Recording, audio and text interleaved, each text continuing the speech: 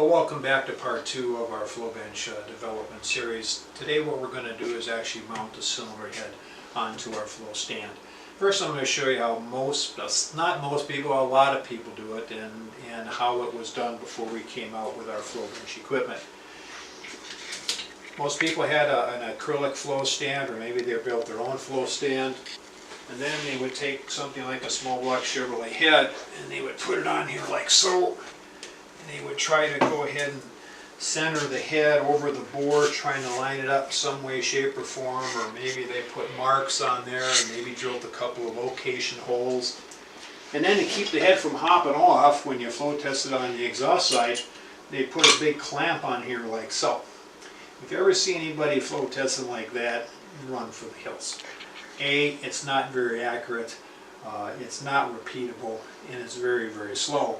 And what's going to happen when you have to go to the next cylinder? Let's say you want to flow test 2 of the 4 or all 4, which is preferred. You'll be there all day and you're not going to be able to trust your results. Well, we've got a lot better solution than that. We've got our flow bench sliders. So this is something that we came out with many years ago when we were faced with the same thing. It was very time consuming to do flow testing. So this is one of our sliders. This is a small block Chevrolet. As you can see, it's a 1-inch replica of the top of the block. It's got the dowel pin holes for small block Chevrolet, also for the LS motor. This goes onto the flow stand like so, like this. And then we have this little slider fastener kit that tightens the slider to the flow stand itself. We have one that goes in the back. And then we have some rubber head gaskets. So we have a rubber head gasket that goes on here. And this is how the head is going to mount. Just like you're putting the head on a block. You take your cylinder head, you put it onto the slider, then you grab some bolts. And the neat thing about having the rubber head gasket is that if you're going to flow test all 4 cylinders like we're set up here, all you need is a few bolts because you've got a rubber gasket on there. So we go ahead and we tighten down the bolts,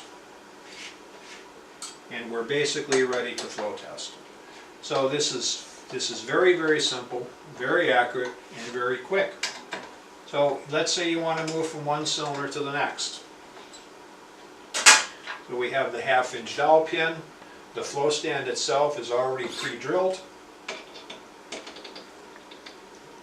So you put your dowel pin in, you go ahead and bump the cylinder up against the dowel hole. Now after you're done flow testing, you go ahead and you pull the dowel pin out. You move the dowel pin down to the next hole. You bump it up against it. You tighten your slider fastener kit, and you're ready to flow test. So it's very simple, very quick, and most of all is very accurate. And flow testing is a lot of work. So if you're going to be doing flow testing, you want to be able to trust your results. Meaning you want to have the head positioned the same way every time, no matter who's doing it. If I'm doing it, you're doing it, or whoever, the position is the same. And if you have the same flow testing equipment as the guy across the street or across the country, you're going to be able to trust their numbers and your numbers. There won't be a variable there. So thanks for tuning in to part 2. In the next installment, we're going to go over setting up the valve opening bar and the flow guides. So again, post any questions or comments that you have, and we'll see you for the next installment.